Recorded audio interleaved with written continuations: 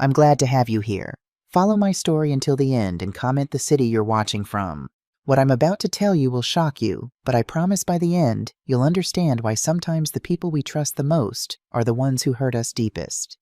My name is Sarah Mitchell, and I'm 72 years old. 2 weeks ago, my own daughter locked me out of my house in the middle of a Chicago winter while I was recovering from chemotherapy. She changed the locks, drained my bank accounts, and left me standing in the freezing cold with nothing but a trash bag full of my clothes. But here's what she didn't know: I built half the skyline in this city. I own the house she tried to steal through a trust she knew nothing about. And by the time I was done with her, she learned the hardest lesson of her life: you don't underestimate a woman just because she's older. This is the story of how I lost everything and got it all back, plus justice. The oncologist's office smelled like antiseptic and artificial lavender. I sat in the chair, my hands folded in my lap, while Dr. Anderson adjusted his glasses and studied the scans on his computer screen. The fluorescent lights buzzed overhead, the only sound in the terrible silence. "Mrs. Mitchell," he finally said, turning to face me. His expression was carefully neutral, the face doctors practice when they're about to deliver bad news. "I'm afraid the biopsy results confirm our concerns. You have stage 2 pancreatic cancer." The words hit me like a physical blow. Pancreatic cancer. I'd lost 2 friends to pancreatic cancer in the last 5 years. I knew what those words meant. "How long?" My voice came out steadier than I felt. "With aggressive treatment surgery followed by chemotherapy, we're looking at a 5-year survival rate of around 65%. But Sarah, that's if we move quickly. I want to schedule you for a Whipple procedure within the next 2 weeks. I heard a gasp beside me. I'd almost forgotten Lisa was there. My daughter had insisted on coming to the appointment with me, had held my hand in the waiting room, had whispered that everything would be okay. Now she covered her mouth with both hands, tears spilling down her carefully made-up face. "Oh my God. Oh, Mom. Oh my God." I reached over and took her hand. It was cold. "It's going to be fine, sweetheart. Dr. Anderson says we caught it early. Stage 2 isn't stage 4. "But pancreatic cancer," Lisa's voice broke. She looked genuinely devastated, her blue eyes so much like her father's, swimming with tears. "That's what killed Aunt Margaret, and she only lasted 8 months. Every case is different," Dr. Anderson said gently. "Your mother is otherwise in excellent health for her age. She's a fighter.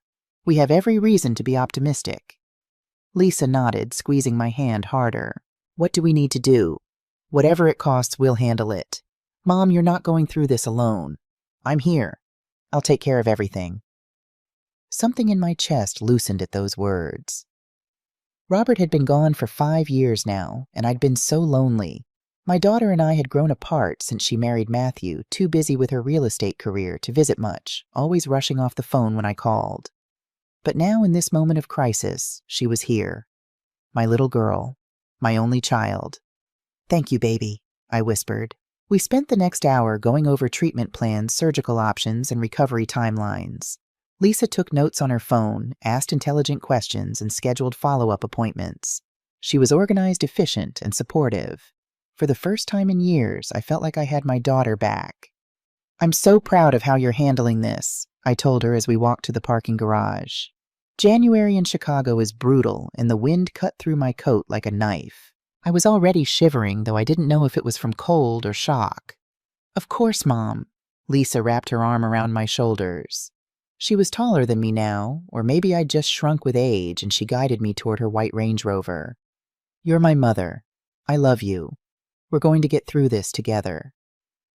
She drove me home to my brownstone on Dearborn Street. I'd lived there for 30 years, ever since Robert and I bought it for cash back in 1994. It was a beautiful home, 3 stories of classic Chicago architecture, with the original hardwood floors, high ceilings, and a fireplace I'd restored myself. Robert and I had poured our hearts into this house. It was where we raised Lisa, where we hosted Thanksgiving dinners, where Robert took his last breath 5 years ago after his sudden heart attack. "Do you want me to come in?" Lisa asked as she pulled up to the curb. "No, honey. I'm just going to lie down for a bit. This is a lot to process." "I understand." She kissed my cheek. "Call me if you need anything. Anything at all." "I mean it, Mom." I watched her drive away, then climbed the front steps slowly. My hands were shaking as I unlocked the door, not from fear of the cancer, but from exhaustion. I was 72 years old and I'd just been told I might die. Inside the house was quiet and cold. I turned up the thermostat and made myself a cup of tea, but I couldn't drink it. Instead, I sat at the kitchen table and stared at the photograph of Robert that I kept there. He was smiling, his arm around my shoulders, taken at Lisa's college graduation 20 years ago. "I wish you were here," I whispered to the photograph. "I don't know if I can do this alone, but I would have to." That's what you do when you're a builder. You figure out the foundation. You plan the structure and you build it one brick at a time, even when you're terrified it might all see. 2 weeks later, Lisa showed up at my door with a manila folder tucked under her arm and a worried expression on her face. I'd just gotten home from my preoperative appointment at the hospital where they'd explained the Whipple procedure in detail that made my stomach turn. They were going to remove parts of my pancreas, duodenum, and bile duct. Recovery would take months. "Mom, we need to talk about something important," Lisa said, settling onto my living room couch. She was wearing a cream-colored pantsuit that probably cost more than my monthly grocery bill, and her dark hair was pulled back in a sleek ponytail. She looked every inch the successful real estate broker she'd become. "What is it, sweetheart?" "I've been thinking about the surgery. About what happens if—" She paused, her eyes getting misty. "If something goes wrong, Mom, you don't have any legal protections in place. If you're incapacitated during surgery or recovery, all your assets could be frozen. Your bank accounts, this house, everything." I frowned. "I have a will, Lisa. Your father and I made sure of that years ago. A will only matters after you die. But what if you're in a coma? What if you can't make decisions for yourself? The state could get involved. Probate court could freeze everything. And hospitals, they'll put liens on your property to cover medical costs." My chest tightened. I hadn't thought about any of this. I'd been so focused on just surviving the surgery that I hadn't considered the practical implications. "What do you suggest?" I asked. Lisa opened the manila folder and pulled out several documents. "I talked to a lawyer, a friend of Matthew's, who specializes in estate planning. He prepared these for you. It's a general durable power of attorney. It gives me the legal authority to manage your finances and make decisions on your behalf if you're unable to do so." She spread the papers on the coffee table. They were covered in dense legal language that made my head spin. I picked up my reading glasses from the side table and tried to focus, but the words blurred together. "I don't understand all this legal jargon," I admitted. "That's okay, Mom. That's what I'm here for." Lisa leaned closer, her perfume something expensive and floral washing over me. "Basically, this just gives me the ability to pay your bills, access your accounts, and handle things while you're focused on getting better. It's completely standard for families dealing with serious illness. Millions of people do this. But won't I be able to handle my own finances after surgery? Of course, this is just a precaution. Think of it like insurance. You hope you never need it, but it's there if you do. The lawyer said it's especially important because you live alone. If something happens and you can't communicate, someone needs to be able to keep your lights on, pay your medical bills, handle your property taxes." That made sense. I lived alone. I had no other family besides Lisa and Matthew, and the surgery was risky. Dr. Anderson had been honest about that. There was a chance I might not wake up, or that I might be in intensive care for weeks. "Your father would have wanted you to be protected," Lisa added softly. "He always said family takes care of family." The mention of Robert undid me. My eyes filled with tears. "He did say that, didn't he? All the time." Lisa handed me a tissue. "So will you sign, please? I can't bear the thought of you going into surgery without these protections in place. I'd be worrying the whole time." I looked at the documents again. Power of attorney. It sounded so official, so serious. But Lisa was right. I needed someone who could help me if things went wrong. And who else did I have but my daughter? "Where do I sign?" Lisa's face lit up with relief. She pointed to several spots marked with yellow tabs. "Here, here, and here. I'll witness your signature and then we'll get it notarized at the bank." My hand trembled as I signed my name, Sarah Elizabeth Mitchell, on each page. The pen felt heavy. Some part of me, some small voice in the back of my mind whispered that I should read every word, should have my own lawyer review this. But I pushed that voice down. This was my daughter. She loved me. She was trying to help. "Thank you, Mom." Lisa gathered the papers carefully and tucked them back into the folder. "This makes me feel so much better. Now you can focus entirely on getting well, and I'll handle all the boring administrative stuff." She hugged me tight, and I breathed in the scent of her shampoo, the same brand she'd used since high school. My baby girl. My only child. I love you, sweetheart. I love you too, Mom. After she left, I sat alone in the quiet house and tried to shake the feeling that I'd just made a terrible mistake. But that was ridiculous. Lisa was my daughter. She would never hurt me. Would she? The surgery was scheduled for a Friday morning at Northwestern Memorial Hospital. Lisa and Matthew picked me up at 5 a.m., both of them wearing serious expressions. Matthew carried my overnight bag, and Lisa held my hand as we walked through the automatic doors into the bright, sterile hospital lobby. "You're going to be fine, Mrs. Mitchell," Matthew said. He was a tall man with sandy brown hair and a weak chin, always wearing suits that seemed just a little too expensive for someone whose business ventures never quite panned out. My mother had a similar procedure last year. She recovered beautifully. I didn't have the heart to tell him that pancreatic surgery was nothing like a hysterectomy, which is what his mother had undergone. Instead, I just nodded and let them guide me to the surgical wing. The pre-op area was a maze of curtained cubicles. A nurse with kind eyes and tired smile helped me change into a hospital gown and started my IV. Lisa stayed by my side, stroking my hair like she used to do when she was little, and I was tucking her into bed. "I'm scared," I admitted in a whisper. "I know, Mom, but Dr. Anderson is one of the best surgeons in Chicago. You're in good hands. If something happens to me, nothing is going to happen. But if it does," I insisted, "I want you to know that I'm proud of you. You've built such a successful career. You're smart and beautiful, and your father would be so proud." Lisa's eyes filled with tears. She leaned down and kissed my forehead. "You're not saying goodbye, Mom. This isn't goodbye. I'll be right here when you wake up." They wheeled me away at 7 a.m. The last thing I saw before the anesthesia took me was Lisa waving, tears streaming down her face. I woke up in stages. First there was pain, a deep burning ache in my abdomen that made me gasp. Then came the nausea rolling through me in waves. I tried to sit up, but gentle hands pushed me back down. "Easy, Mrs. Mitchell. You're in recovery. The surgery is over." A nurse, not the same one from before, was checking my vitals. The room spun around me and I closed my eyes against the vertigo. Did it go okay?" My voice came out as a croak. "Dr. Anderson will be in to talk to you soon. But yes, the surgery went very well. Better than expected, actually." Relief washed over me, stronger than the pain. I'd survived. I was going to be okay. "Lisa," I mumbled. "My daughter." "She's in the waiting room. We'll bring her back once you're more alert." I drifted in and out for what felt like hours, but was probably only minutes. When Dr. Anderson finally appeared, still in his scrubs, he was smiling. "Sarah, you gave us quite a scare during the procedure. Your blood pressure dropped at one point, but we got through it.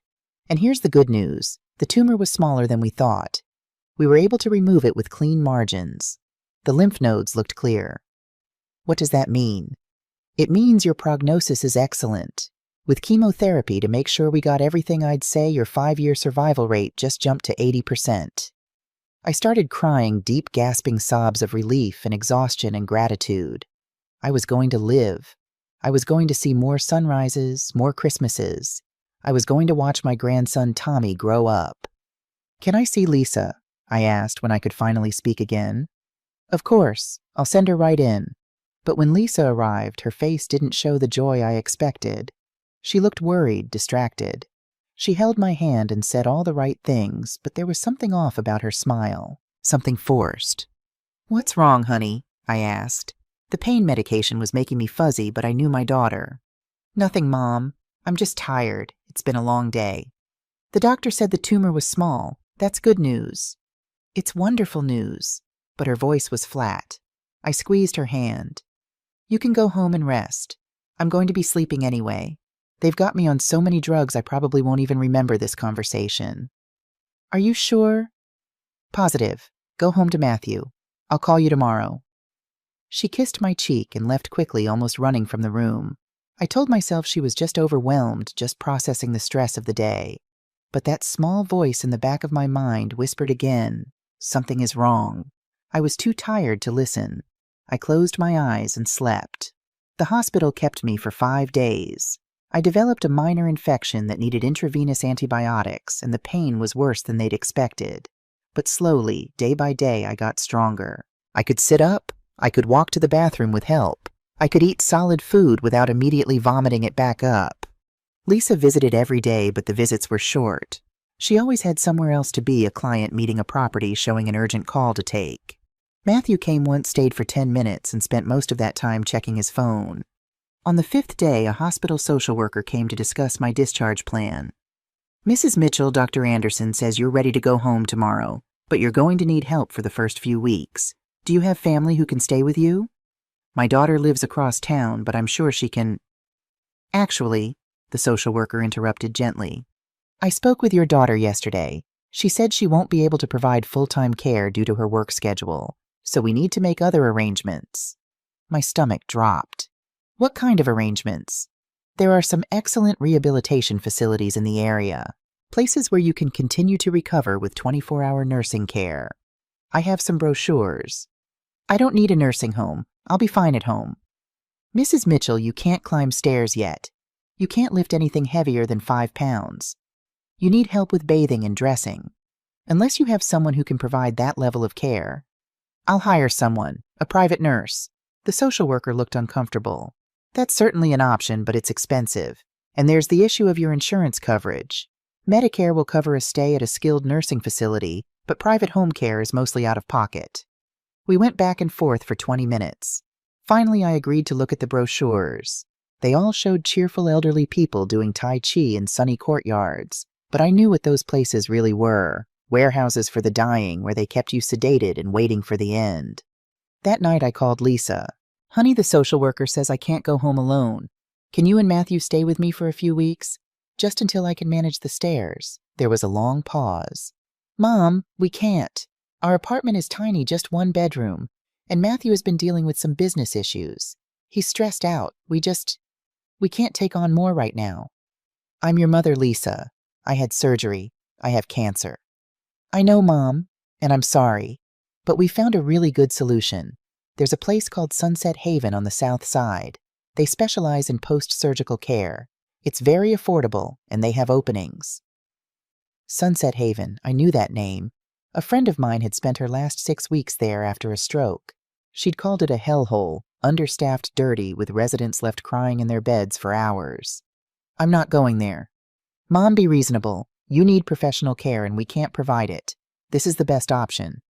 The best option is for my daughter to help me. I am helping you. Lisa's voice rose sharp and defensive. I've been at the hospital every day. I arranged all your medications. I talked to your insurance company. But I can't put my entire life on hold for months while you recover. Months. She made it sound like I was asking her to give up years. Fine, I said coldly. I'll figure something out myself. Don't be like that, Mom. I'm doing the best I can. I hung up without saying goodbye. 2 days later, I was discharged to my own home. I'd refused the nursing facility and the hospital couldn't force me to go.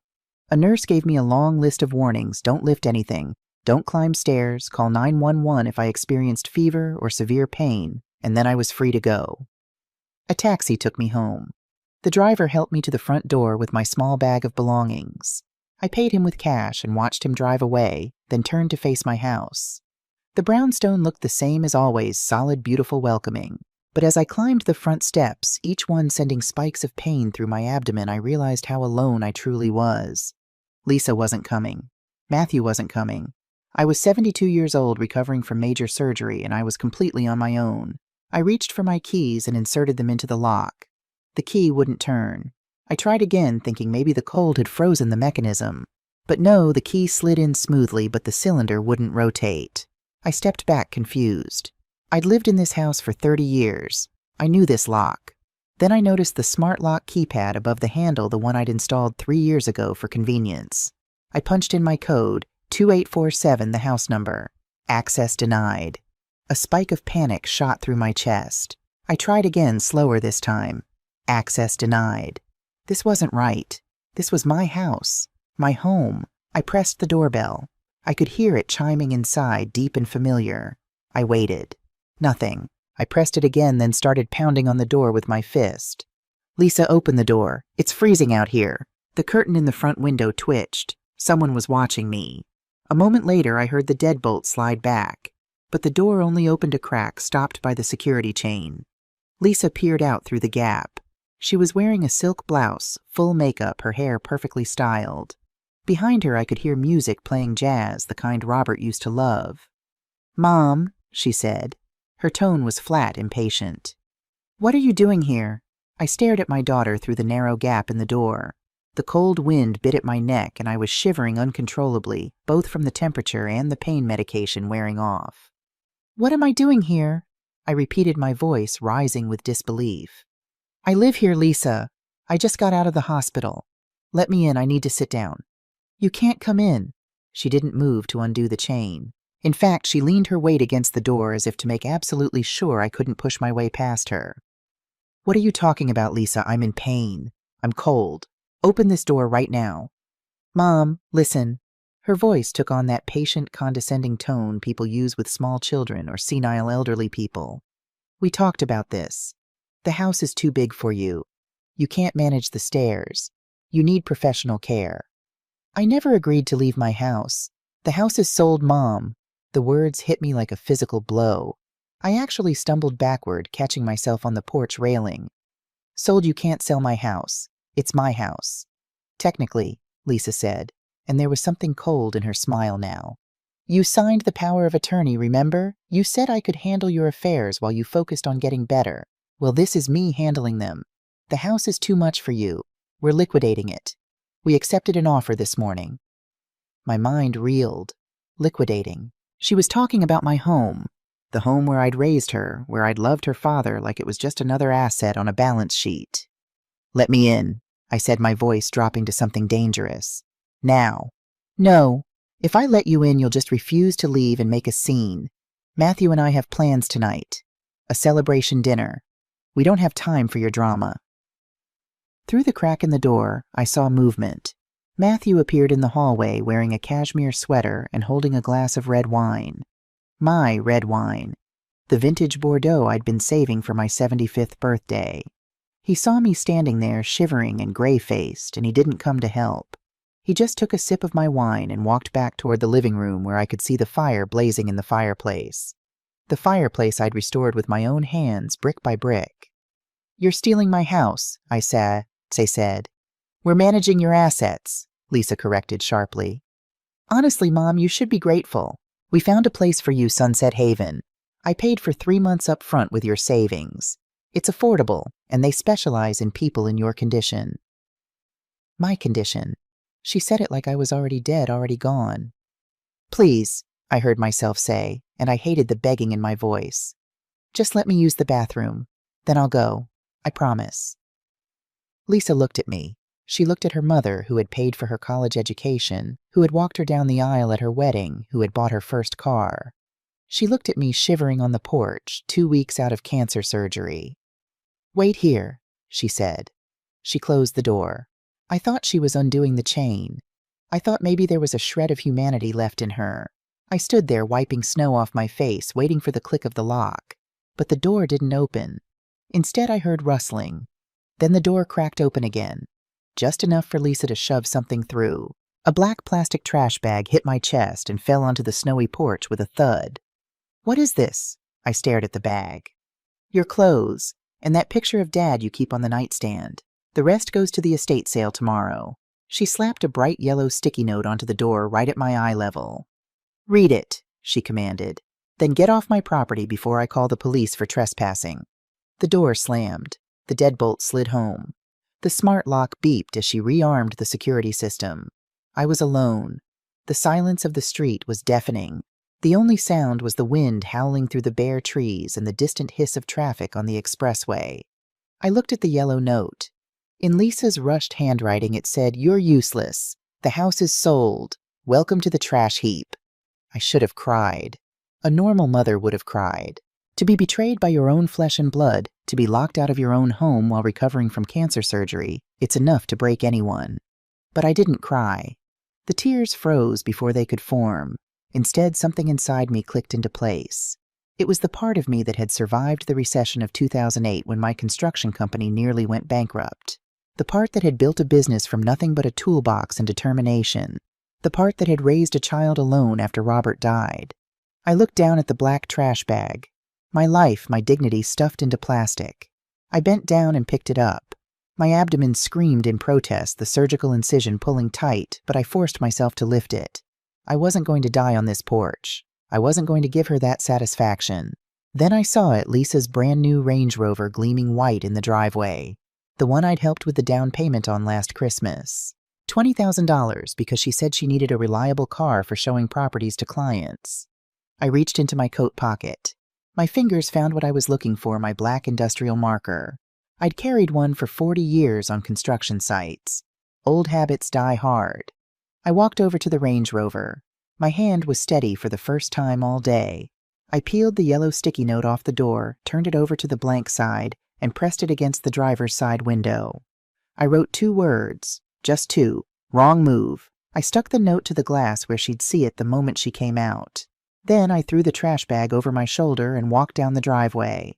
The snow was getting deeper, covering my tracks as I went. I needed shelter. I needed a bathroom. I needed to think. But most of all, I needed a phone and a lawyer who was hungry for justice. Lisa thought she'd thrown out the trash. She had no idea she'd just lit the fuse on a stick of dynamite. I pulled my coat collar up and started walking toward the main road. The cold was brutal, but I hardly felt it. I was already planning my next move. And I knew one thing for certain: by the time I was done, they would wish they'd let me freeze on that porch. The neon sign of the Motel 6 buzzed with an irritating hum that matched the throbbing in my head. It was tucked just off Interstate 90, the kind of place where long-haul truckers stopped for a few hours of sleep and nobody asked questions. I'd walked for almost an hour through the slush to get here, each step sending fire through my healing incision. I pushed open the glass door. The lobby smelled like stale cigarettes and industrial cleaner. Behind a plexiglass partition sat a young man scrolling through his phone, barely glancing up as I approached. "I need a room for the night," I said, trying to sound authoritative despite my shivering. $60 plus tax, ID and credit card. I pulled out my wallet with trembling hands. Inside was my Visa Infinite card, black metal, heavy and cold. A card with a limit high enough to buy a small car. I slid it under the partition. The clerk finally looked up, seeing the premium card and my disheveled appearance. He probably thought I'd stolen it. He swiped it through the machine. I waited for the familiar beep of approval. Instead, there was a harsh buzz. "Declined," he said, sliding it back. "That's impossible. Try it again." He sighed and swiped harder. Same result. "Declined. You got another card?" I pulled out my American Express Platinum, my emergency backup. "This one will work." He inserted the chip. We waited. The machine flashed a message that made my blood run cold. "Card reported lost or stolen," he read from the screen. "I gotta destroy this." He reached for scissors. "Wait, that's my card. Look at my ID." "Doesn't matter what your ID says. System says it's stolen." I watched helpless as he cut my platinum card in half. "Do you have cash or are you leaving?" I stumbled to the corner of the lobby, pulled out my phone, and dialed my bank's priority service number. Usually they picked up on the first ring for a client of my standing. Today, I was put on hold. Finally, a woman answered. "Priority Banking, this is Jennifer. How can I help you, Mrs. Mitchell?" "Jennifer, my cards are being declined. One was just destroyed. What's going on with my accounts?" "One moment, please." Keyboard clicking. A long pause. "Mrs. Mitchell, I see that a wire transfer was initiated this morning. The full balance of your checking and savings accounts, $450,000, was transferred to an account registered to Lisa Mitchell Porter. The notes indicate she provided your power of attorney documentation. The accounts are currently at 0. The room tilted. I grabbed the vending machine to keep from falling. "And there's a flag on the credit cards," Jennifer continued. "They were reported compromised and new ones were issued and sent to your home address." My home address. The house I couldn't enter. "Who authorized this?" I asked, though I already knew. "Lisa Mitchell Porter. She stated you were incapacitated due to medical reasons and that she needed to secure the funds for your care." Incapacitated. The word hung in the air like poison. "She took everything." "The balance is 0, Mrs. Mitchell. I'm very sorry." I hung up and stood there staring at my reflection in the glass of the vending machine. An old woman looked back, gray-faced, hollow-eyed, broken. I opened my wallet again, bypassed the empty credit card slots, and looked at the cash compartment. I counted the bills. $120. That was my net worth. I walked back to the counter and laid $60 on the scratched surface. Room, I said. The clerk took the money and tossed me a plastic key card. 104, down the hall to the left. Check out at 11. No smoking. Room 104 was smaller than my walk-in closet had been. A double bed with a polyester spreaded desk with water stains and a TV from the 1990s. The heating unit under the window rattled but produced no warmth. I dropped the trash bag on the floor and sat on the edge of the bed. The mattress was lumpy and squeaked under my weight. For a long time, I just sat there in my coat, staring at the water-stained ceiling. $450,000. The money Robert and I had saved over 40 years. The money from selling the construction company. The money we'd put aside for retirement, for emergencies, for our future. Gone. In one morning with one wire transfer. And the house our house sold. Or being sold. Lisa had used the power of attorney to steal it all. I thought back to that day in Dr. Anderson's office when Lisa had cried so convincingly. Had those tears been real, or had she been crying because she thought the cancer might take too long? Had she seen my diagnosis not as a tragedy, but as an opportunity? My stomach churned. I ran to the bathroom and vomited into the toilet, my surgical incisions screaming with each heave. When I was empty, I leaned against the cold tile and let myself feel the full weight of what had happened. My daughter had robbed me. My only child had stolen everything I owned and thrown me away like garbage. But she'd made one critical mistake. She thought I was weak. She thought I was broken. She thought I was just a sick old woman who would quietly disappear into some state-run facility and eventually die. She didn't know that I'd built a construction empire in a male-dominated industry. She didn't know that I'd faced down union bosses, corrupt inspectors, and competitors who thought they could intimidate me. She'd forgotten who I was. Or maybe she'd never really known. I pulled myself up from the bathroom floor, washed my face in the sink, and looked at myself in the mirror. The old woman was still there, but something had changed in her eyes. They were no longer empty. They were calculating. I walked back to the bed and opened the trash bag. Inside were a few clothes, some toiletries, and thank God the old laptop I'd kept in my bedroom. Lisa must have thrown it in the bag without thinking, not realizing it was my connection to the outside world. I powered it on and waited for it to boot up. While I waited, I made a list in my head of everything I needed. 1. A lawyer. 2. Access to my hidden accounts. 3. Information on Lisa's financial situation. 4. A plan. The laptop finally came to life. I opened my browser and searched for Fighting Elder Financial Abuse Chicago. Pages of results appeared. I clicked through them, reading about power of attorney fraud, how adult children steal from elderly parents, what legal recourse victims have. Then I searched for one name specifically, Elena Rodriguez. Elena was the daughter of Miguel Rodriguez, my late husband Robert's best friend from the Army.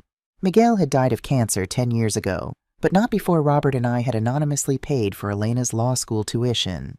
She was 34 now, a partner at a prestigious firm downtown, and according to her website, she specialized in elder law and estate disputes.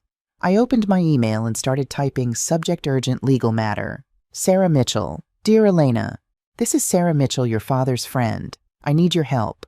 This isn't a social call. What I'm about to tell you will sound unbelievable, but I have evidence. My daughter has stolen everything I own using a power of attorney I signed while frightened and recovering from surgery. She's selling my house. She's drained my bank accounts, and she left me homeless 2 weeks after cancer surgery. I know it's late, and I know this is a lot to ask, but I need a lawyer who understands that sometimes the people who hurt us most are our own family. I need someone who will fight. Can we meet tomorrow, Sarah? I hit send before I could second-guess myself. Then I lay back on the lumpy mattress, still wearing my coat because the room was so cold, and stared at the ceiling.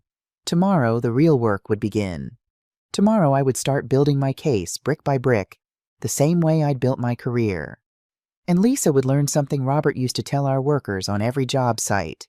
If you don't respect the foundation, the whole building will come down on your head. She'd built her scheme on lies and theft. That was a weak foundation, and I was about to bring the whole thing crashing down. My phone buzzed at 6:30 in the morning, pulling me from a fitful sleep. I'd spent the night alternating between chills and fever, my surgical incision throbbing with every breath. The motel room was still dark, the thin curtains doing little to block out the glow from the parking lot lights. The email notification glowed on my screen. Elena Rodriguez. RE urgent legal matter. I sat up too quickly, pain shooting through my abdomen, and opened it with shaking hands. Sarah, I'm horrified by what you've described. This is elder financial abuse, and it's both a civil and criminal matter. I can see you at my office this morning at 9 a.m. Come directly to Willis Tower, 42nd floor. Don't call ahead, just come. And Sarah, bring any documentation you have. Bank statements, the power of attorney, anything. We're going to fix this. Elena, I read it 3 times, tears blurring my vision. Someone believed me. Someone was going to help. I dragged myself to the shower, barely more than a trickle of lukewarm water, and did my best to make myself presentable. The clothes in the trash bag were wrinkled, but I found a navy blouse and gray slacks that didn't look too terrible. My hair was another matter. I hadn't been to a salon in 2 months, and the silver roots were showing through the dye job, but there was nothing I could do about that now. At 8:15, I counted my remaining cash, $60. Enough for a taxi to downtown and maybe a coffee if I was lucky. The cab driver who picked me up gave me a sympathetic look as I gingerly lowered myself into the back seat. You okay, ma'am? I've been better, I admitted. Willis Tower, please. As we drove through the gray Chicago morning, I watched the city I'd helped build slide past the windows. There, that office complex on LaSalle. I'd overseen the foundation work on that project back in 1998, and that high-rise on Wacker I'd consulted on the structural reinforcement after they found problems with the original plans. I'd built this city brick by brick, beam by beam, and now I couldn't even afford a decent hotel room. The irony wasn't lost on me. Willis Tower loomed above me, all black steel and glass, piercing the low clouds. I paid the taxi driver with most of my remaining cash and walked through the revolving doors into the massive lobby. Security stopped me, of course. I looked like a homeless person, which technically I was, but when I gave Elena's name and they called up, the guard's attitude changed immediately. 42nd floor, ma'am. Ms. Rodriguez is expecting you. The elevator ride felt like ascending to heaven. As the numbers climbed, I felt my breathing slow, my panic recede. I was taking action. I was fighting back. The doors opened onto a reception area that screamed expensive. Marble floors, modern art on the walls, a receptionist who looked like she stepped out of a fashion magazine. But before she could ask my business, a door burst open and Elena Rodriguez strode out. She was smaller than I remembered from her father's funeral 10 years ago, but what she lacked in height, she made up for in presence. Dark hair pulled into a severe bun-sharp suit and eyes that missed nothing. She took one look at me, and her expression shifted from professional to something much softer. Sarah. She didn't ask questions, didn't make me explain in the lobby. She just took my arm gently as if she knew I was injured and guided me into her corner office. Sit, I'll get you some water. She pressed a button on her desk. Maria, can you bring coffee and some breakfast and hold my calls? Then she closed the door, pulled the blinds for privacy, and sat across from me. Not behind her desk like a lawyer interrogating a client, but in the chair next to mine, as equals. Tell me everything, she said. Start from the beginning. So I did. I told her about the diagnosis, the surgery, Lisa's suggestion about the power of attorney. I told her about being locked out in the cold, about the trash bag, about the wire transfer that emptied my accounts. Elena listened without interrupting, taking notes on a legal pad. Her expression grew darker with each revelation. When I finished, she was quiet for a long moment. Then she stood and walked to her computer. Let me pull up the Cook County Recorder of Deeds database. If they're selling your house, there has to be a paper trail. Her fingers flew across the keyboard. I sipped the water she'd given me and tried not to vomit from nerves. Found it, Elena said, her voice going ice cold. Oh, that clever little... She stopped herself, took a breath. Sarah, did you know that Lisa filed a quit-claim deed 4 days ago? What's that? It's a document transferring property ownership. According to this, you signed over your house to Lisa Mitchell Porter for the sum of $10. The room spun. I never signed anything like that. I know you didn't. Elena turned the monitor so I could see. The document showed my name signed in what looked like my handwriting, but wasn't. It was close, but the signature lacked the distinctive loop on the S that I'd developed over decades. This is forgery, but more importantly, she pulled up another document. Sarah, do you still own that house? Personally, I mean. What do you mean? After Robert died, did you do any estate planning? Set up a trust? My heart jumped. Yes, I did. My lawyer, David Chen, He said I should put the house into a living trust to avoid probate, the Robert Mitchell Living Trust. I'm the trustee and Lisa is the beneficiary, but only after I die. Elena's face broke into a fierce smile. Then this quitclaim deed is worthless. Lisa can't transfer property you don't personally own. She transferred property from Sarah Mitchell the individual to herself. But Sarah Mitchell the individual doesn't own that house. The trust does. So the sale won't hold up. The title company will flag it when they do their search, assuming they do one properly. But even if the sale somehow goes through, the buyers won't get valid title. And Lisa, Elena leaned forward, her eyes bright with the thrill of the hunt. Lisa will have committed fraud, wire fraud, title fraud, elder financial abuse. If the property value is over $100,000, which yours definitely is, we're looking at a Class 1 felony. 4 to 15 years in prison. I should have felt triumph. Instead, I felt sick. That was my daughter we were talking about. The baby I'd rocked to sleep, the little girl I'd taught to ride a bike. Elena must have seen it on my face. Sarah, I know this is hard, but she did this to you. She left you homeless and penniless while you were recovering from cancer surgery. Sometimes the people we love hurt us the worst, and sometimes the only way to protect ourselves is to hold them accountable. I know, I whispered. I know. It's just, how did I raise someone who could do this? You didn't. She made her own choices. Elena squeezed my hand. Now we need to make ours. I can file an emergency injunction right now. We can stop the sale before it happens. No, Elena blinked. No, let them go through with it. Let Lisa stand in that closing room and sign those documents. Let her take that check. Because if we stop her now, it's just a civil dispute about power of attorney abuse. She can claim confusion, misunderstanding. But if she completes the sale, I met Elena's eyes. Then it's fraud. Criminal fraud. And I want her to face every consequence. Elena studied me for a long moment, then nodded slowly. You're tougher than you look, Sarah Mitchell. I built high-rises in a man's world, Elena. I learned a long time ago that sometimes you have to be tough. Before we go after Lisa, Elena said, pulling out a fresh legal pad, we need to know what we're working with. What assets do you have that Lisa doesn't know about? I hesitated. It felt strange to talk about money when I had $60 to my name. But Elena was right. I needed to take inventory. There's a Roth IRA I opened in 1985, I said slowly, and an investment portfolio Robert and I started when we sold the construction company. I always kept it separate in my maiden name, Sarah Elizabeth Parker. I don't think Lisa knows about it. Can you access it? I pulled out my old laptop. If the motel Wi-Fi will reach this far. It took 3 tries, but finally I logged into my Fidelity account. The balance loaded. $627,000.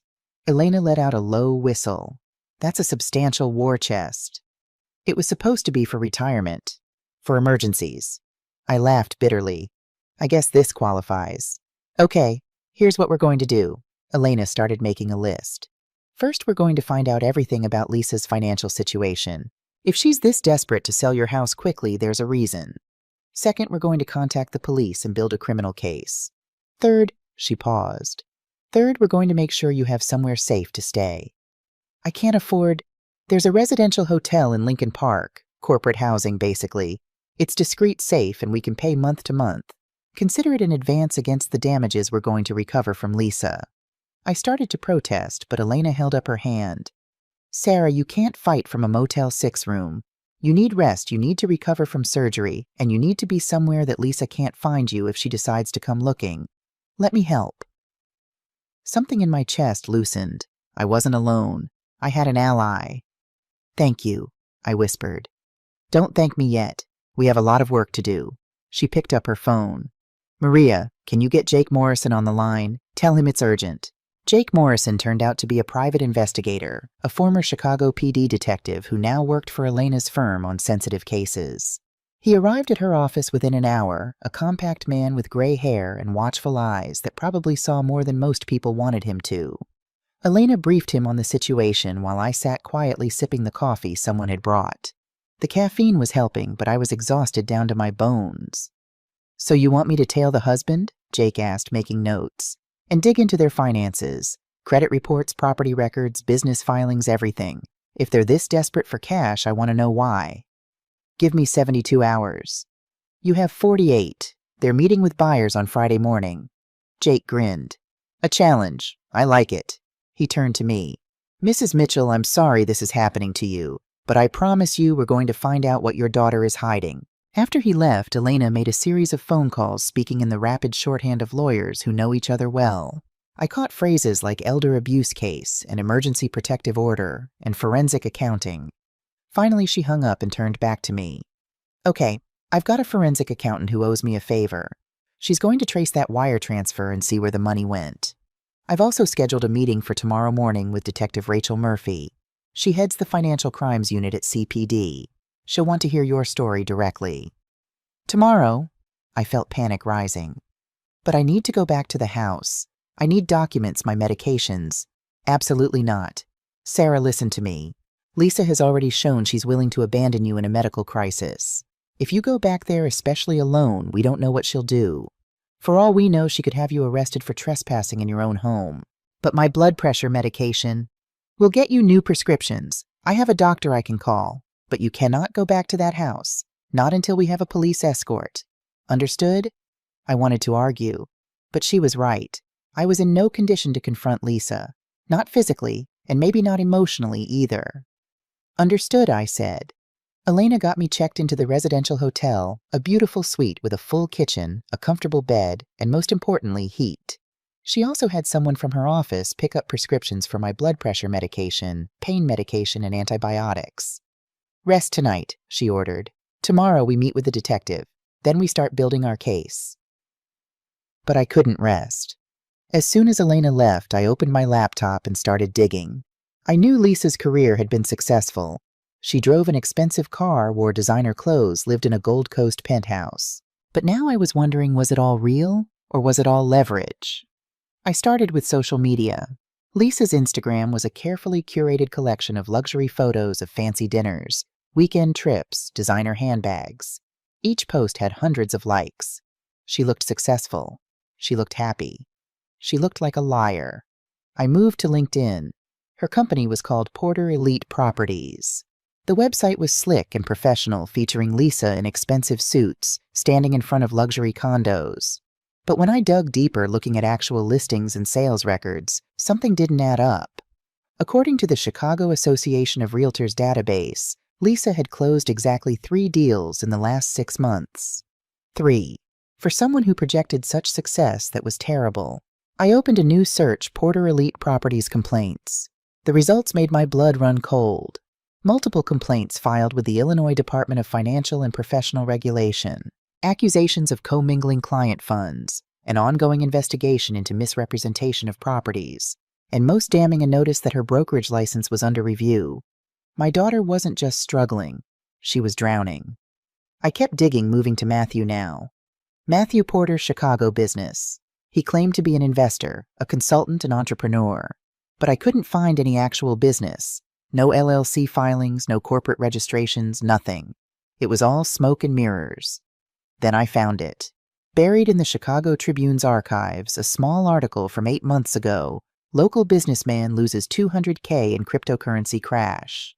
The article didn't name Matthew directly, but it described a group of investors who'd put money into a cryptocurrency trading scheme that collapsed overnight. One of the investors interviewed said, "I lost my life savings. My wife doesn't even know yet. I don't know how I'm going to tell her." My hands shook as I kept searching. Cryptocurrency. Gambling. Matthew. Then I found his Twitter account, which he'd apparently forgotten to make private. And there in his posts from 9 months ago were photos from inside casinos, poker tables, blackjack, roulette. Just won $5K. Lady Luck is with me tonight. At Vegas had high roller. Down $3K, but the night is young. Never give up. Sometimes you gotta risk it to get the biscuit mannered all in. And then 3 months ago, the posts stopped. Just stopped. I sat back, my mind racing. Matthew had a gambling problem. He'd lost everything in crypto and casinos. And now Lisa, whose career was failing, was married to a man deep in debt. That's why they needed my house. That's why they needed my money. They were desperate. My phone rang, startling me. It was Elena. "Sarah, Jake just sent over his preliminary report. You need to see this." "I've been doing some research myself," I said. "I think Matthew has a gambling problem. It's worse than that. Elena's voice was grim. Can I come over? This isn't something I want to discuss on the phone. 20 minutes later, she was at my door with a thick manila folder. Jake works fast, she said, spreading documents across my kitchen table. And what he found is concerning. She pulled out a photograph. It showed Matthew outside a warehouse on the south side, talking to a man I didn't recognize, tall, heavily built, with a scar running down the left side of his face. That's Viktor Volkov, Elena said, also known as the Wolf. He runs a loan sharking operation out of the west side. Former Russian mafia enforcer. 3 suspected murders, but nothing ever proven. He lends money to gamblers and business owners who can't get legitimate loans. My stomach dropped. How much does Matthew owe him? Elena pulled out another document. It was a promissory note handwritten on plain paper, but the terms were terrifyingly clear. Matthew Porter acknowledges a debt of $500,000 to Viktor Volkov DBA Apex Capital Recovery, LLC. Interest rate 15% per week, compounding. If payment is not received in full by 5:00 p.m. Friday, March 15th, borrower understands that alternative collection methods will be employed. Alternative collection methods, I repeated. That's code for violence. That's code for murder, Elena corrected. Sarah, your house sale. It's not about greed, it's about survival. If they don't get Viktor his money by Friday, Matthew is a dead man. And Lisa knows it. I sat down heavily. This changed things. I thought Lisa was simply greedy, simply selfish. But if she was trying to save Matthew's life... Don't, Elena said sharply, reading my face. Don't make excuses for her. Yes, she's in a terrible situation. But she chose to solve it by robbing you instead of coming to you for help. She chose to throw her mother onto the street instead of being honest about her problems. Don't let sympathy cloud your judgment. I'm not, I said, but my voice lacked conviction. Elena leaned forward. Sarah, I need to ask you something, and I need you to really think about your answer. Do you want to stop this? Do you want to send your daughter to prison? I looked at the photograph of Viktor Volkov, then at the promissory note, then at the quitclaim deed with my forged signature. Lisa had choices. She could have come to me and asked for help. She could have been honest about Matthew's debt. We could have figured something out together. Instead, she'd chosen to betray me in the cruelest way possible. Yes, I said firmly. I want to stop this, because if I don't, she'll do it to someone else, and next time she might succeed. Elena nodded. Good, because I have an idea, but it's risky and it requires you to be willing to take a big financial hit up front. What kind of idea? She pulled out a calculator and started running numbers. What if we bought Matthew's debt? I stared at her. Viktor is a businessman. A brutal one, but a businessman. He'd rather have cash in hand than risk murdering someone and attracting police attention. Jake says he can arrange a meeting. We offer Viktor, say, 70 cents on the dollar. That's $350,000. He gets guaranteed money, we get the promissory note. And then Matthew owes me instead of Viktor. Exactly. And here's the beautiful part. Unlike Viktor, we can enforce the debt through legal means. Courts wage garnishment asset seizure. We make Matthew's life hell legally instead of physically. I thought about my $6 to $27,000 nest egg. If I paid $350,000 to Viktor, I'd have $277,000 left. Not enough to retire comfortably, but enough to rebuild. And Lisa's office, I asked. You said she's behind on rent. Elena grinned. It wasn't a nice smile. She owes 6 months' rent, $18,000, to a landlord named Frank Russo. I already called him. He's an old friend of your late husband's, actually. He's willing to sell us the lease assignment and the debt for $20,000. So for $370,000, we'd own Matthew's life and Lisa's career. And they'd have no idea until it's too late. Elena's eyes gleamed. Sarah, by the time you walk into that closing meeting on Friday, you won't be a victim anymore. You'll own them completely. The next 48 hours were a blur of meetings, paperwork, and strategy sessions. Wednesday morning, I met with Detective Rachel Murphy at the CPD Financial Crimes Unit. She was a no-nonsense woman in her mid-40s with sharp eyes and a firm handshake. Mrs. Mitchell, I've reviewed the preliminary evidence Ms. Rodriguez sent over. This is one of the clearest cases of elder financial abuse I've seen in years. So you'll help me. We'll build a criminal case, but... She held up a hand. I understand you want to let the house sale proceed so we have a stronger case. I'm not sure I agree with that strategy. If they complete the fraud, there's a chance they could flee with the money. They won't flee, I said. Not until they pay off Viktor Volkov. And once they do that, I looked at Elena. They won't have anything left to flee with. Detective Murphy raised an eyebrow. You have a plan? We have a plan, Elena confirmed. But we need to move fast. Can you have officers ready at the closing location Friday morning? Give me the address and time. We'll be there. Wednesday afternoon, Jake Morrison arranged a meeting with Viktor Volkov at a restaurant in Pilsen. Elena insisted on coming with me, and Jake positioned himself at a nearby table just in case. Viktor was even more intimidating in person. He sat at a corner booth drinking black coffee, and his cold eyes studied me like I was a cut of meat. Mrs. Mitchell, he said in a thick Russian accent, Jake tells me you want to buy debt from me. Why? That's my business. It becomes my business when someone wants to buy debt of man who owes me $500,000. He leaned forward. Are you police FBI? Because if you are, this meeting is over. I'm a 72-year-old woman recovering from cancer surgery. Do I look like FBI? That got a bark of laughter. No, you look like grandmother. But Jake says you used to build buildings. Says you are a tough businesswoman. So I ask again, why do you want Matthew Porter's debt? I decided honesty or a version of it was the best approach. Matthew is married to my daughter.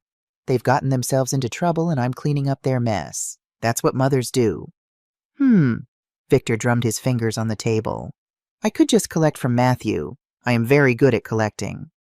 And then you'd have a murder investigation, FBI, police media attention. Bad for business. Or I could accept your offer.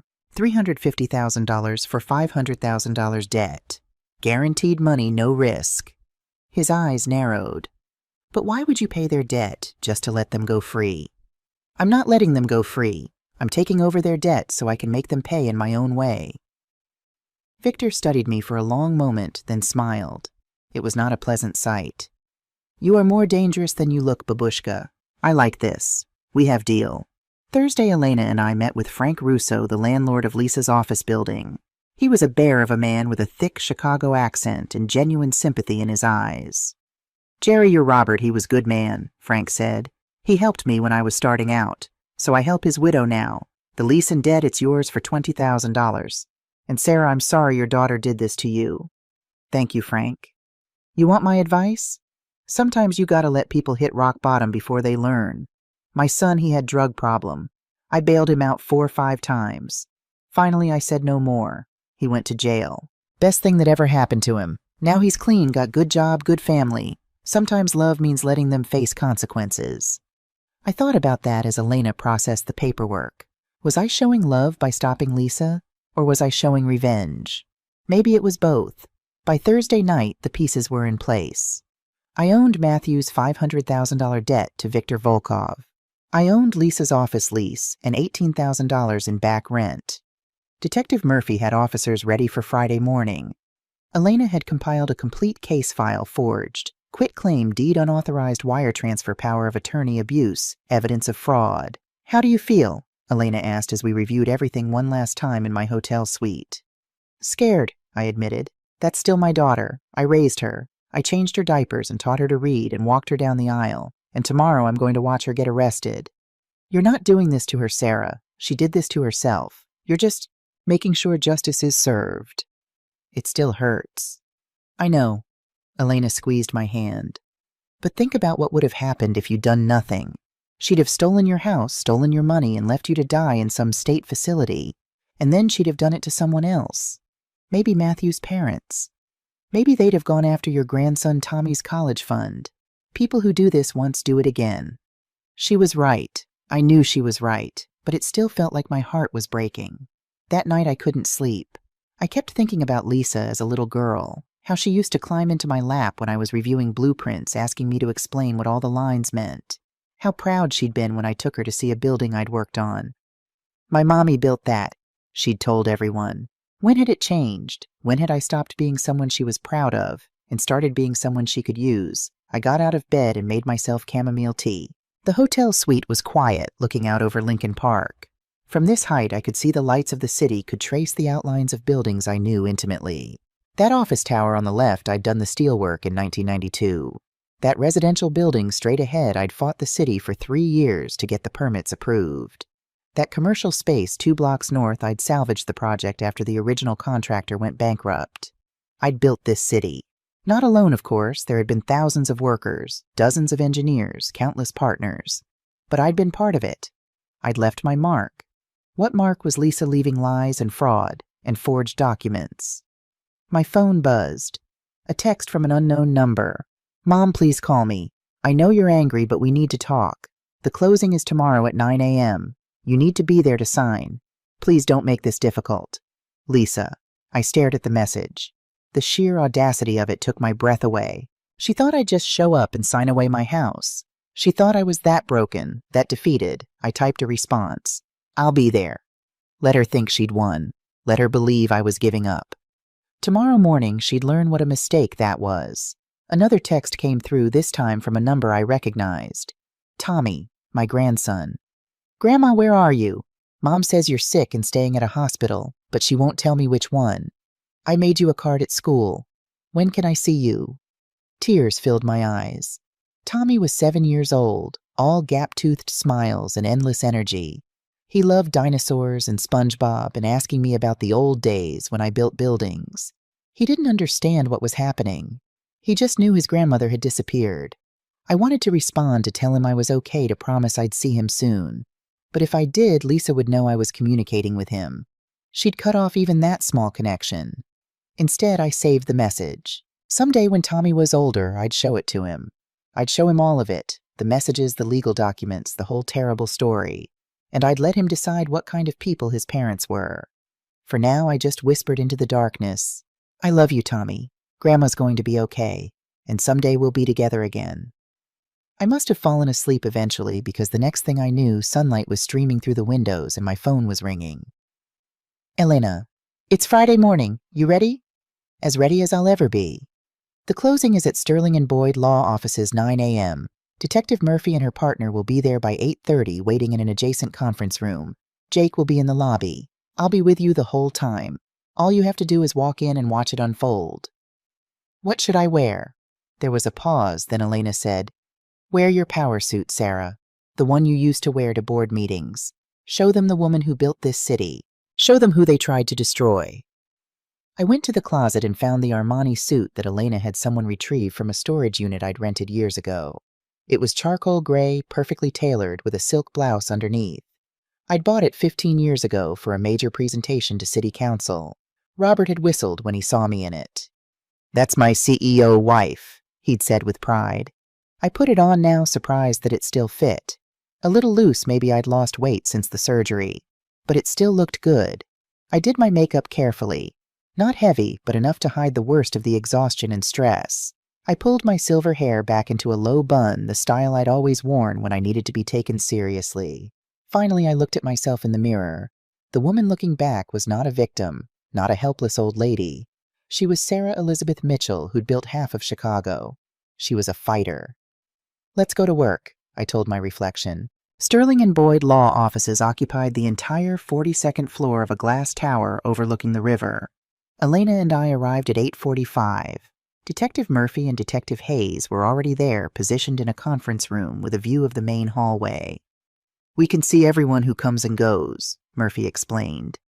"As soon as you give us the signal, or if you feel unsafe at any point, we move in." "What's the signal?" I asked. Elena handed me a small device that looked like a car key fob. "Press this button. It'll alert them silently." My hands were shaking as I took it. This was really happening. "Sarah," Elena put her hands on my shoulders, "you can still back out. We can call this off right now, file criminal charges, and handle this through the system. You don't have to confront her."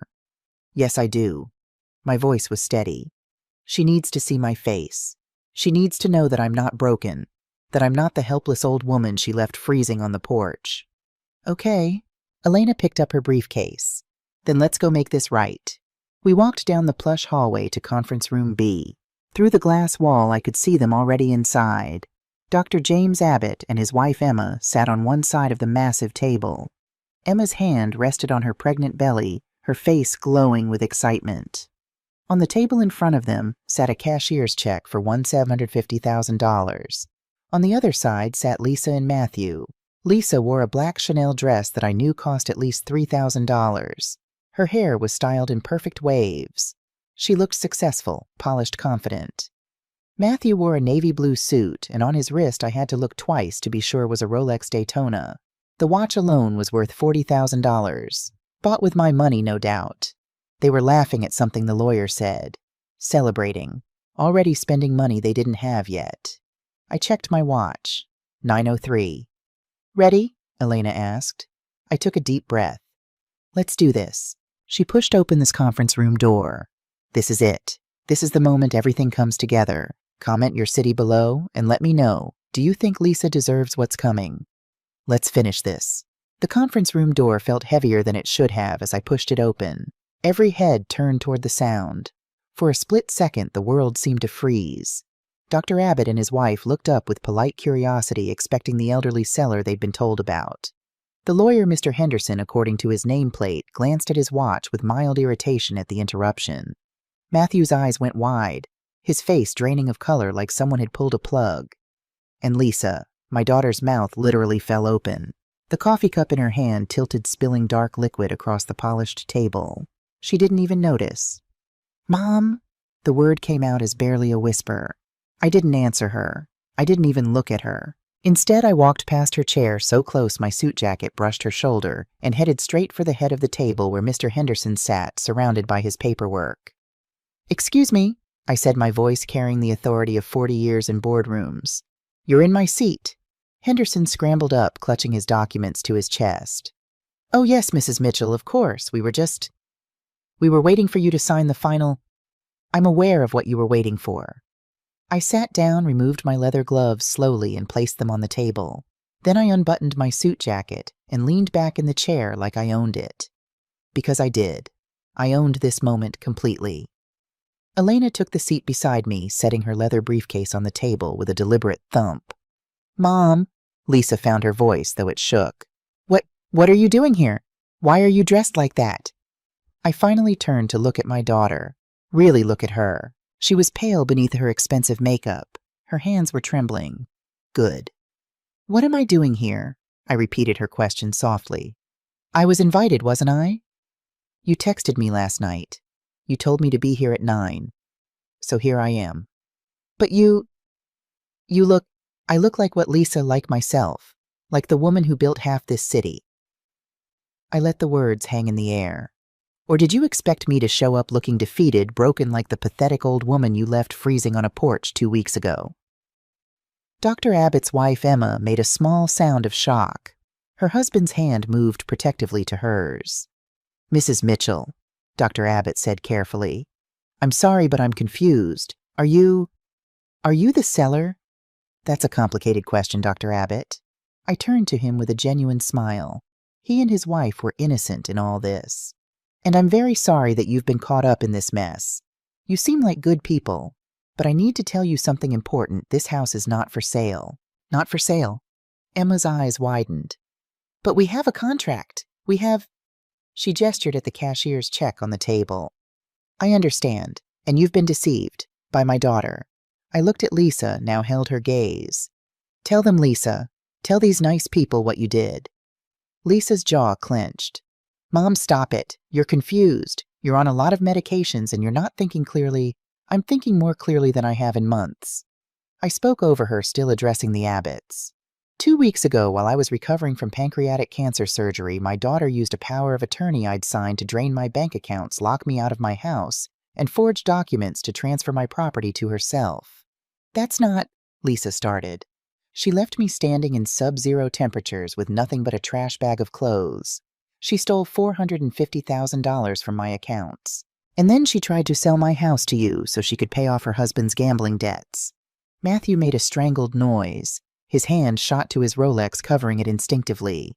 Dr. Abbott stood up his chair, scraping harshly against the floor. His face had gone red. Is this true? No. Lisa was on her feet now, too.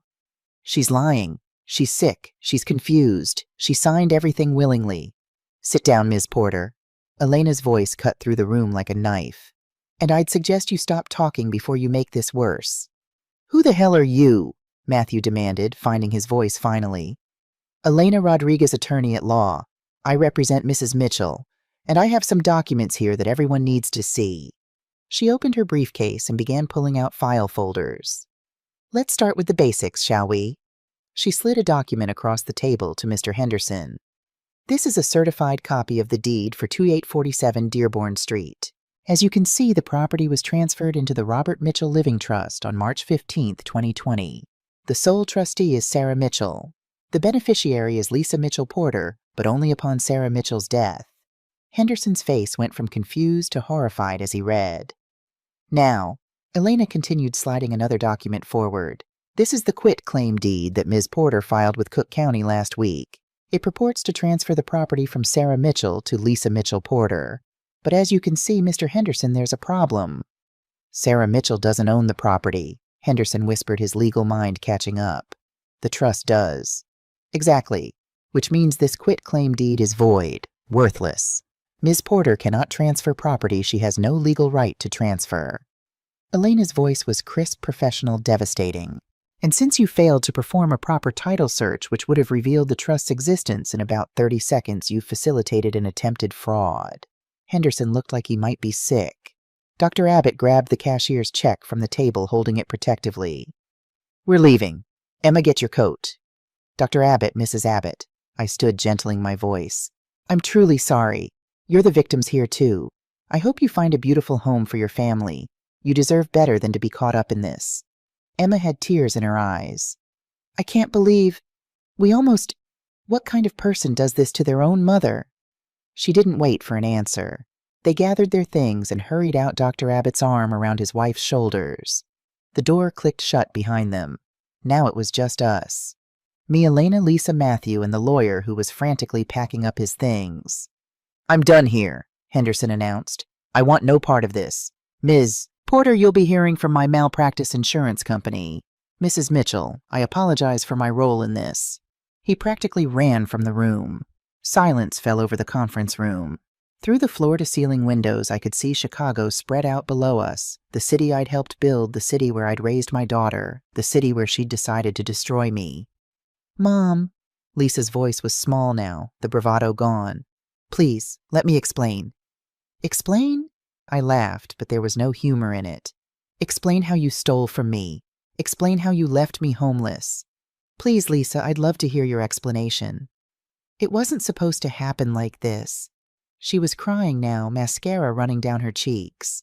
It all fell apart so fast. The business, the money, Matthews. Don't, Matthew cut her off sharply. Don't say another word, Lisa. Oh, I think she should keep talking, Elena said pleasantly. But first, let me show you something. She pulled out her phone and connected it to the conference room's screen system. Mrs. Mitchell, do you remember that night you went back to the house when you heard Lisa and Matthew discussing their plans? My heart jumped. Yes. Did you record any of it? I tried to. On my phone. But I don't know if... You did, Elena smiled. And the audio is very clear. May I play it? I nodded, unable to speak. The conference room's speakers crackled to life. And then I heard them. My daughter's voice, Matthew's voice echoing in the empty room. Matthew, are you sure about the signature, Maddie? If they run a verification. Lisa, relax, Brandon. The old man is senile. Wait, Brandon. Who was Brandon? I looked at Elena, confused. She shook her head slightly. Keep listening. Lisa's voice continued. He could barely hold the pen. I told the agent it was Parkinson's. They won't look too hard. Matthew. But what if he talks? What if he figures out Lisa? He won't. And even if he does, by the time he realizes what happened, we'll be over the Atlantic. Elena stopped the recording. This isn't your recording, Sarah. This is from the original story your situation was based on. But you did make your own recording that night, didn't you? She pulled out another device and pressed play. This time it was Lisa and Matthew's actual voices, clear as day. Matthew, tomorrow, baby. Tomorrow we're rich. Lisa, I still don't understand why Mom won't call me back. Matthew, she's angry. Whatever, she'll be fine. Sunset Haven isn't that bad. You paid for 3 months up front. Lisa, but after 3 months, Matthew, cold, dismissive. After 3 months, we'll be in Paris. Let the state deal with her. Lisa's face crumbled. No, I didn't mean that's not you're taking it out of context. Context! My voice came out like steel. What context makes it acceptable to abandon your mother in a state facility while you run off to Paris? We were scared. Lisa was sobbing now. Victor was going to kill Matthew. We had no choice. You had choices, Lisa. You could have come to me and asked for help. You could have been honest. Instead, you chose to rob me. Elena pulled out more documents. Speaking of Viktor Volkov, the Russian loan shark who lent your husband $500,000. She slid papers across to Matthew. Good news, Mr. Porter. You don't owe Victor anymore. Matthew's head snapped up. What about Mrs. Mitchell bought your debt yesterday for $350,000 cash.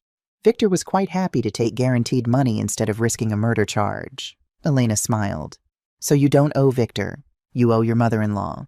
$500,000 plus 12% annual interest payment due immediately. Matthew made a choking sound. And Ms. Porter. Elena turned to Lisa.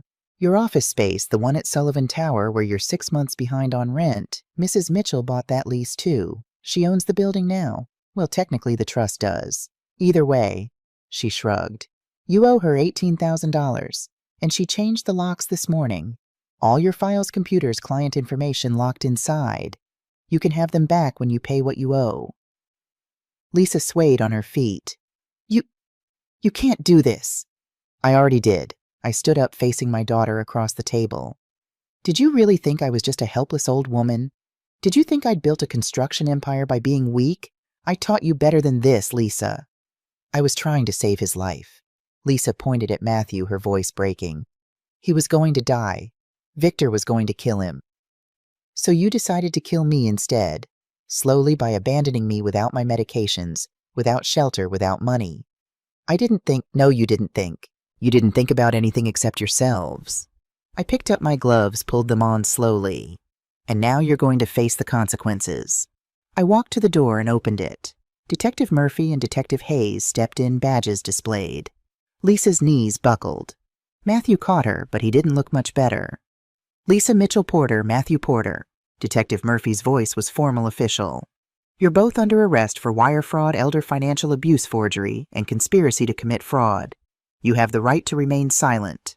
The sound of handcuffs clicking shut is something you never forget. It's final, irreversible, the sound of consequences coming due. Lisa looked at me as the detective secured the cuffs, her eyes pleading. Mom, please don't do this. I'm your daughter. I held her gaze. My daughter died 2 weeks ago. She died when she left me freezing on a porch. You're just someone who stole her face. No, Lisa struggled against the detective's grip. No, I'm sorry, I'm so sorry. Please, I'll fix this. I'll make it right. You're out of chances, Lisa. Matthew didn't fight, didn't cry. He just stared at the floor as they read him his rights already defeated. The Rolex glinted on his wrist, paid for with my money. That watch, I said to Detective Hayes. It was purchased with stolen funds. I'd like it seized as evidence. Mom, no, please. But it was too late. The detective was already removing it from Matthew's wrist. They were led out in handcuffs. Lisa cried the whole way. Matthew stayed silent. The door closed behind them. I stood there in the empty conference room, looking at the scattered papers, the spilled coffee, the chair where my daughter had sat thinking she'd won. Are you okay? Elena asked softly. I don't know. I sat down heavily. I just sent my daughter to jail. You didn't send her anywhere. She sent herself. You just made sure she arrived. It doesn't feel like victory. It's not supposed to. It's supposed to feel like justice. And sometimes justice hurts. I looked out the window at Chicago, at the buildings and streets and lives continuing on below. Somewhere down there, Tommy was at school, probably wondering why Grandma hadn't called. Somewhere people were living normal lives, unaware that a family was being torn apart 42 floors above them. What happens now? I asked. Now we go to court. The DA has a strong case. The evidence is overwhelming. Lisa will probably be offered a plea deal if she testifies against Matthew and provides information about any other fraud she's committed. Matthew is looking at 5 to 7 years federal time, possibly more, depending on what else they find. And Lisa, with a good lawyer and if she cooperates, maybe 2 years suspended sentence after 6 months probation community service. She'll lose her real estate license permanently. She'll have a felony record, but she won't spend years in prison. I nodded slowly. And my house is still yours, still in the trust, completely safe. I'll have the locks changed again today. You can go home, Sarah. Home. The word should have brought comfort. Instead, it just felt empty. 3 months later, I stood in the main room of what used to be an abandoned warehouse in West Loop. Now it was bright and clean, filled with workbenches, tools, and young people learning trades that would support them for life. Mrs. Mitchell. A young woman approached me wearing safety goggles and carrying a welding torch. Can you check my bead? I think I finally got it right. I examined her work, a clean, even weld on a piece of steel. That's perfect, Jasmine. You're a natural. She beamed. Really? Because last week you said I was melting through the metal like butter. Last week you were. This week you're a welder. That's called learning. The Patricia Mitchell Memorial Trade School had been open for 2 months now. We offered free training in electrical work, plumbing, welding, carpentry, and HVAC repair. 25 students in the first class, all of them from low-income neighborhoods, all of them hungry to learn a skill that couldn't be outsourced or automated. I'd funded it with the money recovered from Lisa and Matthew, the sale of their possessions, the garnishment of Matthew's parents' loan to him, the seizure of assets purchased with my stolen funds. It came to just over $80,000. I added $200,000 from my own accounts. It wasn't enough to make me whole, but it was enough to make a difference. Mrs. Mitchell, another student, Kevin, who wanted to be an electrician, came running over. The circuit board is working. I wired the whole thing myself, and nothing caught fire. That's the goal, Kevin. Not catching fire is always good in electrical work.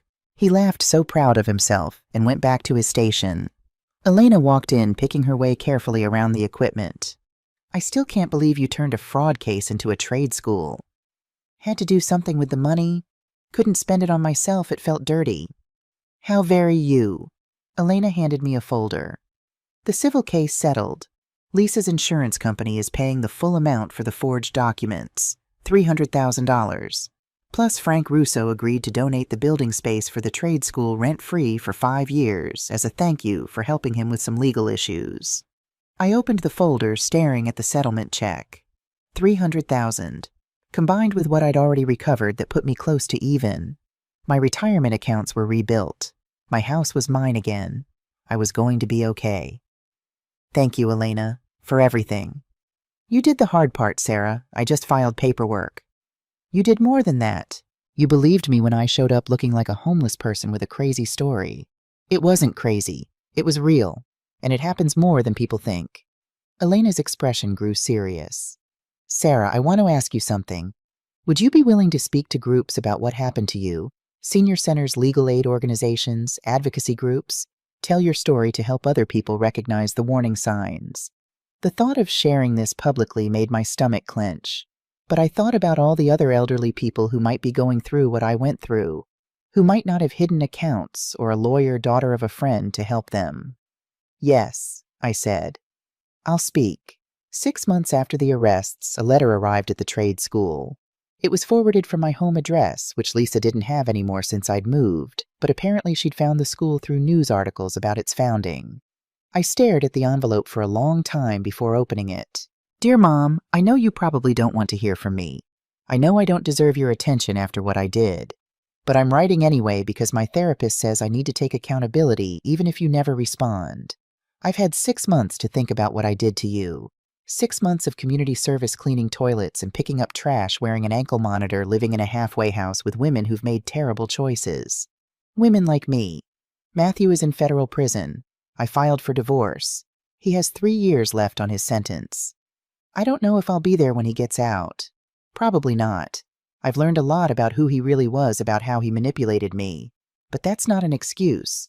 I made my own choices. I chose to take your money. I chose to forge your signature. I chose to leave you on that porch. Those were my choices, and I'm living with them now. I lost my real estate license. I'll never get it back. I lost my friends. Turns out they weren't really friends when you can't afford bottle service anymore. I lost my apartment, my car, everything. But worst of all, I lost you. And I lost myself. Because the person who could do what I did to you, that's not who I thought I was. That's not who you raised me to be. I'm going to community college now, taking accounting classes. learning to do things honestly, learning to build a life on truth instead of lies. It's harder. But it's real. I don't expect you to forgive me. I don't expect you to write back. I just wanted you to know that I see what I did. I understand it. And I'm sorry. Truly, deeply sorry. I heard about the trade school. Of course you did something like that. Of course you took the worst thing that happened to you and turned it into something that helps people. That's who you are. That's who you always were. I wish I'd been more like you. Maybe I still can be someday. I love you, Mom, even though I have no right to say it. Lisa, I read the letter 3 times. Then I folded it carefully and put it in my desk drawer. Elena found me sitting there staring at the closed drawer. Was that from Lisa? Yes. What did it say? That she's sorry, that she's changing, that she's learning. Do you believe her? I thought about it. Really thought about it. I don't know. Maybe. People can change, but it takes more than 6 months and a letter. Are you going to write back? Not yet. Maybe someday. Maybe when enough time has passed that I can look at her without seeing myself standing on that porch in the snow. I turned to Elena. Is that wrong to not forgive her immediately? Wrong, no. Healthy, absolutely. Sarah, you need time to heal from what she did to you. And she needs time to prove that her changes are real, not just words on paper. Forgiveness isn't a light switch. It's a process. What if she never proves it? Then you've lost a daughter who was already lost, but you've gained peace, purpose, and a chance to help dozens of young people build better lives. Elena gestured at the workshop beyond the office. That's not nothing. A year after everything fell apart, I was at the trade school working with a student on a wiring problem when someone cleared their throat behind me. I turned around. Tommy stood there. My grandson. He was 8 now, taller with a gap where his front teeth used to be, and a backpack covered in dinosaur patches. Grandma? His voice was uncertain. I dropped the wire cutters and opened my arms. Tommy! He ran to me, and I caught him in a hug that made my heart feel like it might explode. He smelled like soap and grape juice and childhood. I missed you so much, I whispered into his hair. So much. I missed you too. Mom wouldn't tell me where you were. She said you were sick. Are you sick? Not anymore, sweetheart. I'm all better. Good. He pulled back to look at me seriously. Because I made you 17 cards, and Mom wouldn't let me send them, and I saved them all and I brought them. He dug into his backpack and pulled out a stack of construction paper cards, each one decorated with crayons and stickers, and his careful printing. To Grandma, I love you. From Tommy. Dear Grandma, I hope you feel better. Here is a dinosaur. Grandma, Dad went away, but Mom says he will come back. I drew you a house. I looked up, searching for whoever had brought him, and there, standing in the doorway of the workshop, was Lisa. She looked different. No designer clothes, just jeans and a simple sweater. No expensive makeup. Her hair was pulled back in a plain ponytail. She looked younger somehow, or maybe just more real. I'm sorry for just showing up, Lisa said quietly. But Tommy, he was crying every night asking about you, and I realized I didn't have the right to keep you two apart. Whatever I did, whatever is between us, he didn't do anything wrong. No, he didn't. I stood up, keeping my hand on Tommy's shoulder. He never should have been punished for your choices. I know, Lisa stopped, swallowed hard. I don't have the right to ask for forgiveness, but Tommy has the right to know his grandmother. So if you'd be willing to see him sometimes, maybe on weekends or after school, I can bring him here. Or somewhere else. Wherever you're comfortable. I looked at my daughter. Really looked at her. The expensive veneer was gone, but underneath I could see glimpses of the little girl I'd raised. The one who used to help me measure boards in the garage. The one who'd been proud that her mommy built buildings. Maybe that girl wasn't completely gone. You can bring him here on Saturdays, I said carefully. I teach a morning class, but he can hang out in my office, do his homework. We can have lunch together. Lisa's eyes filled with tears. Thank you. This isn't forgiveness, Lisa. This is for Tommy. You and we have a long way to go. I know. I understand. She wiped her eyes. I'm working on it. Every day. I'm working on being someone worthy of being called your daughter again. Then keep working. I will, Lisa called to Tommy. Come on, sweetie. We need to let Grandma finish her class. But I just got here. You can come back on Saturday, I told him, and every Saturday after that. I promise. No one is taking you away from me again. Tommy hugged me one more time, then ran to his mother. At the door, he turned back. Grandma, can I learn to build things too, like you used to? My throat tightened. Absolutely, buddy. Absolutely. They left. I watched them walk to Lisa's old Honda, not a Range Rover anymore, and drive away. Elena came to stand beside me. How do you feel? Like maybe there's hope. Not now, but someday. That's a start. Yes, I agreed. That's a start. I stood on the stage at the Chicago Women's Business Association annual dinner, looking out at 300 faces. The ballroom at the Palmer House Hilton glittered with chandeliers and formal wear. At my table, Elena sat next to Tommy, now 10 years old and proudly wearing a suit. And now the MC announced, "Please welcome our Woman of the Year Award recipient, Sarah Mitchell, founder of the Patricia Mitchell Memorial Trade School." Applause filled the room. I walked to the podium, my hands steady. 2 years ago, I began. I was locked out of my own house by my daughter who had stolen everything I owned. I was 72, recovering from cancer surgery and standing in sub-zero temperatures with nothing but a trash bag of clothes. The room went silent. I tell you this not for sympathy, but because what happened to me happens to thousands of elderly people every year. Financial abuse by family members is the most underreported crime in America, and it's devastating. I told them my story. The diagnosis, the power of attorney, the betrayal. I didn't shy away from the ugly parts, the forged signature, the wire transfer, the moment I realized my own daughter was willing to let me die. But I also tell you this, I continued. I had resources many people don't have. Hidden savings accounts. A lawyer who believed me. The knowledge and strength to fight back. Not everyone has those things. So I'm using this platform tonight to tell you if you're older, protect yourself. Don't sign power of attorney documents without having your own lawyer review them. Keep some accounts in your name only. Tell someone you trust about your assets. And if you're younger, watching someone you love age, treat them with respect. Their years of experience matter. Their dignity matters. Just because someone is elderly doesn't mean they're incompetent. And taking advantage of vulnerability isn't clever. It's cruel. I paused, looking out at the crowd. The money that was stolen from me was recovered through legal action. I could have kept it. Instead, I started a trade school. Because the best way to heal from being torn down is to build something new. And in the past 2 years, we've trained 65 young people in skills that will support them and their families for life. That's my revenge. Not against my daughter, though she faced legal consequences for her actions, but against the cynicism that says old people are worthless. Against the idea that family can't be held accountable. Against the fear that tells us to give up when we've been beaten down. I gripped the podium. I'm 74 years old. I've had cancer. I've been betrayed by my own child. And I'm not done yet. None of us are done until we decide we're done. So don't let anyone tell you you're too old, too sick, too weak, or too broken. You're not. You're a builder. And builders, we build back stronger. The applause started slowly, then built to a standing ovation.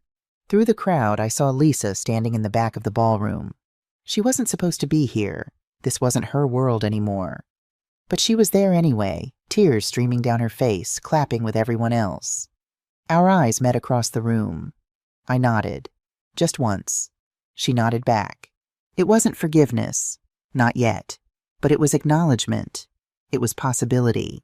After the ceremony, I found her in the hallway.